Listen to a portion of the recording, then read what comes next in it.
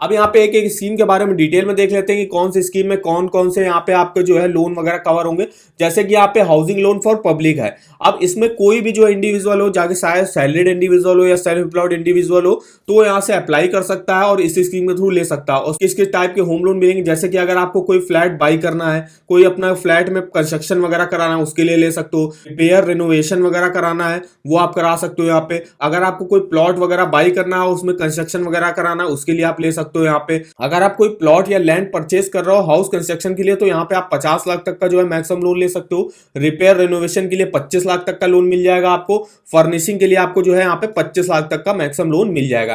Tenure कितना है, तो रिपेयर रिनोवेशन के लिए आप जो है 15 साल के लिए ले सकते हो और अदर्स के लिए जो है 30 साल तक के लिए ले सकते हो। अब यहाँ पे एलटीवी जो रेशियो होगा वो कितना होगा, तो अगर आप जो है 75 लाख के ऊपर का लोन लेते हो, अगर आपका सिविल स्कोर 750 से उससे ऊपर है, तो आपको 80% तक का जो लोन है वो आपको प्रोवाइड कर दिया जाएगा, बाकी 20% वो आपको देना पड़ेगा। फिर टॉप अप होम लोन में अगर आपका सिविल स्कोर 750 या उससे ऊपर होगा, या टर्म लोन ओवरड्राफ्ट में, तो यहाँ पे भी 80% तक जो लोन है आपको बैंक प्रोवाइड कर देगा। पीएनबी मैक्स सेवर में यहाँ पे आपको प्लॉट और लैंड लोन को छोड़ के बाकी जितने भी जो है कंस्ट्रक्शन अगर आपको कराना है या अपना कोई फ्लैट वगैरह बाई करना है, उसके लिए आप यहां से इस स्कीम के थ्रू ले सकते हो। और यहाँ पे आपको 10 लाख तक का जो है मैक्सिमम लोन अमाउंट मिल जाएगा। अब यहाँ पे PNB private housing loan for government employee, जो भी गवर्नमेंट एम्प्लॉय होंगे, चाहे वो स्टेट गवर्नमेंट को, सेंट्रल गवर्नमेंट के हो, या डिफेंस पर्सन हो, या पैरामिलिट्री में हो, तो वो लोग जो यहाँ से अप्लाई कर सकते हैं। उनको भी जो है सेम यहाँ पे होम लोन वगैरह मिल जाएगा, जैसे कि कंस्ट्रक्शन वगैरह कराना, फ्लैट वगैरह बाई करना, प्लॉट बाई करना या उसमें कंस्ट्रक्शन कराना।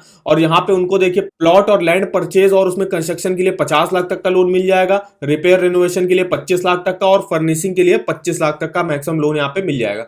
टेन्योर भी यहाँ पे सेम है, रिपेयर रिनोवेशन के लिए 15 साल के लिए, अदर्स के लिए 30 साल तक मैक्सिमम आप यहाँ से लोन ले सकते हो। यहाँ पे भी जो सेम एलटीवी रेशियो आपको मिलेगा। अब यहाँ पे जो नेक्स्ट स्कीम आती है वो आती है PNB Gen Next housing finance scheme for public. और आप एक जो है Gen Next salaried class borrower हो, जैसे कि यहाँ पे PSB, PSU, government sector and IT professional, जिनकी एज जो है 40 साल तक की है, मतलब 40 साल से ऊपर नहीं होनी चाहिए, 40 साल तक की है, तो यहाँ पे मैक्सिमम आप 20 लाख तक का लोन अमाउंट ले सकते हो, वो भी 30 सालों के लिए।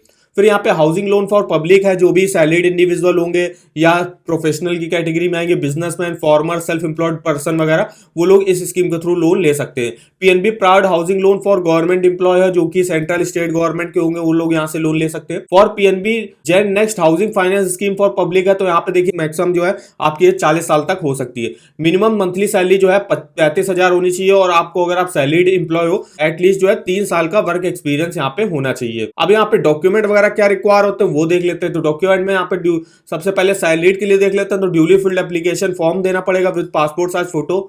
फिर यहाँ पे आपको प्रूफ ऑफ आइडेंटिटी देना पड़ेगा, जिसमें Aadhaar card, pan card, passport, driving licence दे सकते हो। प्रूफ ऑफ रेजिडेंस, जैसे कि Aadhaar card, passport, driving licence, voter ID card दे सकते हो। एज प्रूफ में आप Aadhaar card, pan card, passport, birth certificate, driving licence वगैरह दे सकते हो। प्रूफ ऑफ एजुकेशनल क्वालिफिकेशन आपको यहाँ पे दिखाना पड़ेगा। अब इनकम के तौर पे आपको सैलरी स्लिप आप दिखा सकते हो, इनकम टैक्स रिटर्न जो है लास्ट 1 से 2 ईयर का जो है आप यहाँ से दिखा सकते हो। बैंक अकाउंट स्टेटमेंट आपको लास्ट 6 मंथ का भी दिखाना पड़ेगा, जिसमें आपकी सैलरी आती होगी। अब यहाँ पे सेल्फ एम्प्लॉयड इंडिविजुअल के लिए क्या डॉक्यूमेंट रिक्वायर होंगे, तो यहाँ पे भी जो है ड्यूली फिल्ड एप्लीकेशन फॉर्म देना पड़ेगा। फिर यहाँ पे proof of identity, proof of resident and proof of age दिखाना पड़ेगा। प्रूफ ऑफ एजुकेशनल क्वालिफिकेशन दिखाना पड़ेगा। अगर आप जो है एग्रीकल्चरिस्ट हो, एग्रीकल्चरिस्ट मतलब आपका फार्मर वगैरह हो, तो यहाँ पे record of land holding and cropping pattern और any other proof of income आपको यहाँ पे दिखाना पड़ेगा।